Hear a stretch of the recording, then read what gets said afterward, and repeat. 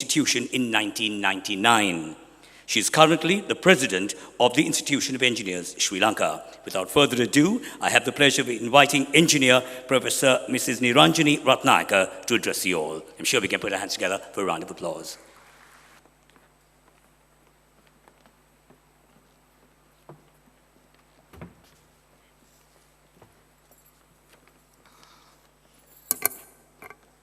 Thank you, Faisal, for that glowing introduction.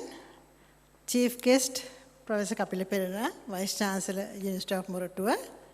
Our keynote speaker, Professor Clarence W. De Silva, Professor of Mechanical Engineering, University of British Columbia, Canada. Past presidents of IESL, President-elect, Vice Presidents, and members of the Council of IESL, and members of the Education and PSMC committees that I see here. Young engineers who are waiting to be inducted in a few minutes. Graduates of the IESL engineering courses who will receive their graduating certificates today in a little while. Award winners of IESL competitions. School children who are winners of the scholarships and awards in the Junior Inventor of the Year competition. Your parents and teachers. Distinguished invitees, ladies and gentlemen. Good evening to all of you. I am very happy to address all of you today gathered here for the induction and graduation ceremony of the Institution of Engineers, Sri Lanka 2018. Today is a very happy day for the young engineers who are being inducted as chartered engineers and corporate members of IESL, and the graduating engineers who have achieved the qualifications to become associate members of IESL. My hearty congratulations to all of you for the success you have achieved after many years of dedication and hard work. To the young graduate engineers who are being elevated to the chartered engineer status, I'm extremely happy to welcome you into the folds of the corporate membership of IESL. It is the joyous culmination to a rigorous training and professional review process undergone to attain this esteemed status in society. The charter opens the door to a new world in your professional career. As the society recognizes you as an engineer who can work independently without the supervision of a senior and deliver the outputs. Of course, along with that, you are taking on a great responsibility, as your signature on a document means that you are giving an assurance of quality, reliability, serviceability, safety, and economy of the product or service that is being delivered. The code of ethics that you will affirm as an oath binds you to doing the professionally correct thing. So, my dear young chartered engineers, please understand your great value to society as a chartered engineer and the responsibility that goes with it. To the young engineering students who are graduating today, the knowledge, skills, and attitude you have gained throughout your student career will provide you the necessary background to perform your duties well and forge ahead in your chosen careers. We look forward to seeing you as chartered engineers after obtaining the required training and the responsible experience in a few more years. The Engineering Council of Sri Lanka has been appointed and will become active very shortly. The roles of different categories of engineering professionals are defined in the Engineering Council Act. And we have here the two top levels in the professional hierarchy, the chartered engineers and the associate engineers. We all know that the highest contribution to the national development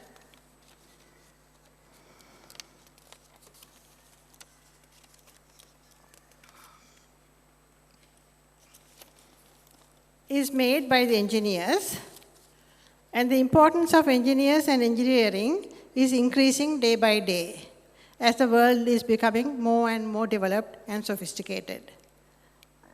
We have to be sensitive to the needs of the society and also the needs of the natural environment, without which there will be no future for us as human beings. Engineers have to be very conscious about this, and I do believe that the need for sustainable development is already a part of your life by now. Let me take this opportunity to congratulate all the award winners who are receiving IESL awards for various achievements too, with a special word of encouragement to the innovative school children who won awards and scholarships for their creations in the Junior Inventor of the Year competition. We are all very proud of you and hope you will continue your studies beyond school to become honorable citizens and achieve great heights and make Sri Lanka proud of you. While rejoicing at all your achievements, let me also gently remind you that this is a new beginning and not the end of your learning career. Even after getting the charter, please do remember it is not the end of your learning. It's a lifelong learning process that you are embarking on. It is very important that the graduates think about continuing the learning process and become chartered engineers. And chartered engineers also continue in their quest for knowledge and keep abreast of the developments in the country as well as the rest of the world and become international professional engineers of IESL and also fellow members in time to come, so that you will be able to face the challenges in your service to the nation. Thank you. Thank you very much, Professor, for your sincere wishes and your words of encouragement to all the graduates and, of course, to the young inventors as well. Well, we're now moving on to a special moment. I have the pleasure of inviting a distinguished personality, and I hope I'll do justice in reading his profile.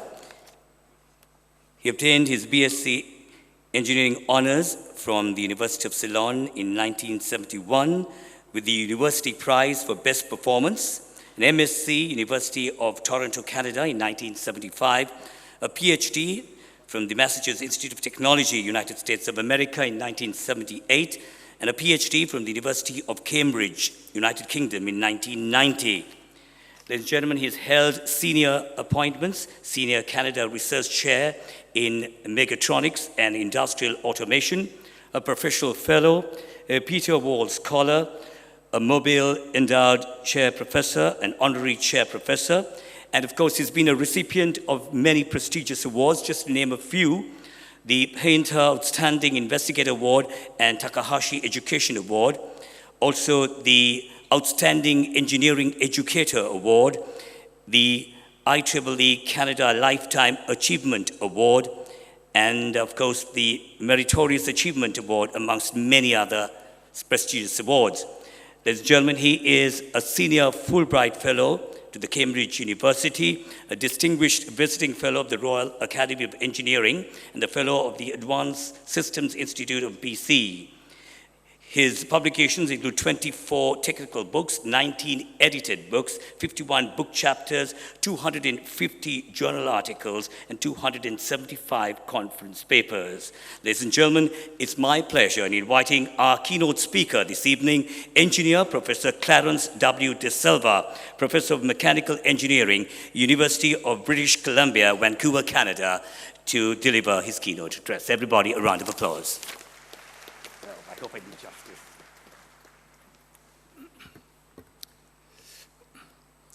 Thank you, Mr. Chairman, for that very kind and generous introduction.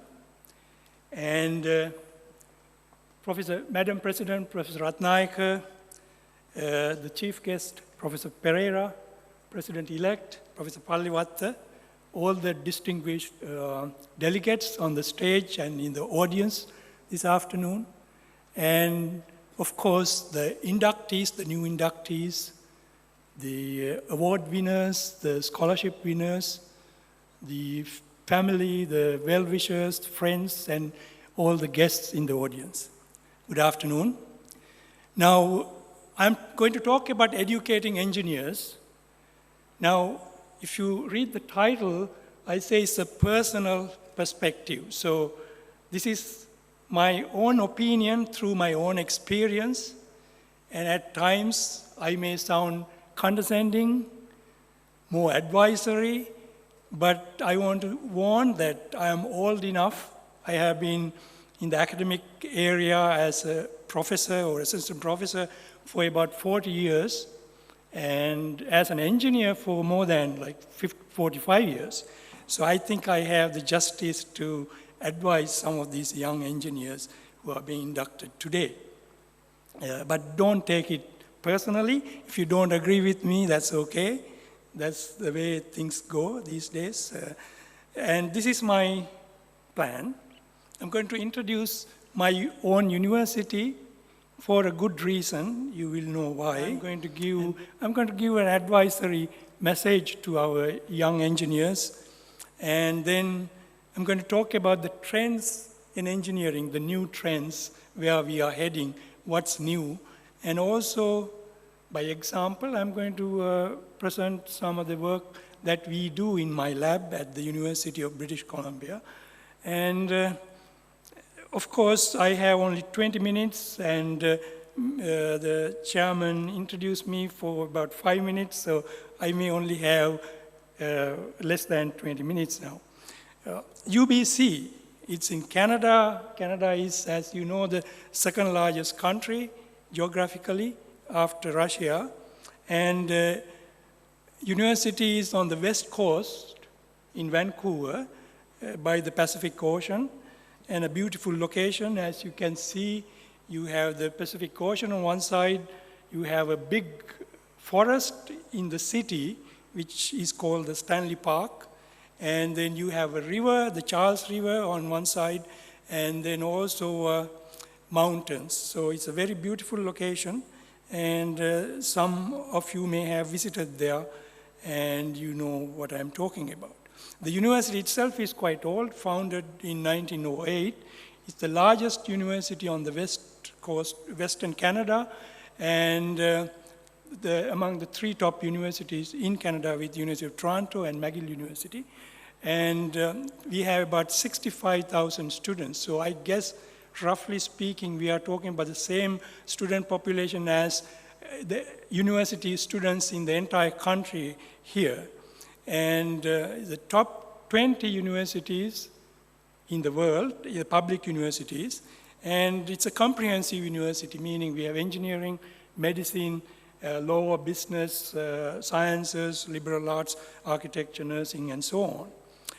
So we have a big budget. You can see the budget is about $2.5 billion a year, and the research budget is about $1 billion. Now, you may know that that's enough to settle the debt of the Sri Lankan Airlines if we have that access to that funding. And many distinguished people were educated and trained at UBC. And my department is mechanical engineering, as you have heard, and it's among the top 3 departments in the university. And the department itself has 4 groups. We have, my group is manufacturing, mechatronics and manufacturing, which covers many areas, many sub-areas. You have applied mechanics, we have thermofluids area, and we have also there's biomedical engineering. So those are the 4 areas, and there are several sub-areas. Now, this is the message I want to give, especially to young engineers who are being inducted today. And of course, because we are all learning every day, right? I'm learning every day, everybody is learning every day, but I think we need to respect the education, respect the people who give that education, and also the institutions. And of course, we have to reciprocate. The people, the educators have to reciprocate as well, respect the opinions and needs of the people who are receiving the education. And also we talk about knowledge, intelligence, information, experience, expertise, and so on. And the meanings are they are not synonymous. So there is what's called dynamics of intelligence that we have to think about. And then, this is again through my personal experience. Whatever the goal you have, you can achieve it. And if you work very hard, if you are resolved, and then determined to achieve that, no bar is too high. That is one message I want to give you. And also, when you achieve that, when you are in a special position where you can do things, you have some debt to pay to the society, starting from your own parents and others. You have to think about paying back something. And your job, some of you may be entering the job market with your first employment opportunity. You have to consider that as your first job, not something that, okay, these are temporary and I'm going to move on to another better job. Work hard at that first job, thinking that it is your first job. And then, to be rich, we don't need money. That was actually a message I gave in one of my convocation speeches some time back. And we are talking about the wealth of knowledge here. And especially, very important, protect the younger generation, protect the kids, because they are being neglected everywhere. So give some special consideration to kids. They need our help. And thirst for knowledge is universal. Now again, my personal experience here, in Fukuoka, Japan, there I met a vendor in the market who spoke some English, but he knew a lot about fuzzy logic. And then in Pittsburgh, USA, I met a plumber. He knew a lot about fluid mechanics, materials, and generally physics, like he was like a physicist. But all these people did not have formal, not to mention university education, formal education in most cases. Now, carpenter in Christchurch, New Zealand, he knew a lot about control systems. And then Mason in Morehela, he appreciated mechatronics. So we are talking about just lay people who knew quite a bit and who could actually teach things to us. And I have learned that lesson. Now, give knowledge and gain knowledge. Now, whenever we give knowledge, which we do as academics in the classroom setting, but others also give knowledge. Whether you are practicing as an engineer, you are training others, and then outside in the society you give knowledge. But also you are gaining knowledge in that process. And Lord Buddha has said that very clearly, and also other people have said that later on. And we have to think about giving knowledge whenever possible, because in the process we are doing some important tasks, and also we are gaining knowledge back. And no bar is too high. Now I said that, but what are the things we need to do? Now these are like steps. You set your goals, and you have to be highly motivated. You have to be determined to achieve those goals. And then you plan the ways to achieve those goals and work very hard. But when you do that and when you achieve that, we have to respect other people. We should not think that our word is the final word. We have to be flexible. We have to listen to others very carefully and take whatever is reasonable. So we should not reject things outright. We have to know our own limitations. We should not be fighting. We should be discussing but not fighting. And you can scrutinize when necessary, but you have to be loyal to your employers and others for whom you work, and then be firm, confident about what you do, but as I said, you have to be flexible. Respect others, respect authority, but also you can express your opinion if it is what you believe in. And finally, protect the younger generation, as I said. And knowledge stimulates intelligence. I'm going very quickly because I have roughly about half a minute per slide, so that's why I have to rush. Knowledge stimulates intelligence. Now, knowledge and intelligence they don't mean the same thing, right? And there is no particular correct, complete definition for intelligence as well. If you look at our human brain or biological brain, if you think about the neurons, these are billions of neurons. Each neuron is not intelligent. It is that collectively this network of neurons and other processes, the characteristics that we see from outside, that is what we think as intelligence. So it is the outside characteristic that we call intelligent. So if you like, intelligent behavior. Now, we can think about some of the characteristics like what I have listed here. The sensory perception, we have very excellent sensors as humans. We have other capabilities like pattern recognition, we have learning, and we have ways to acquire knowledge acquisition or learning.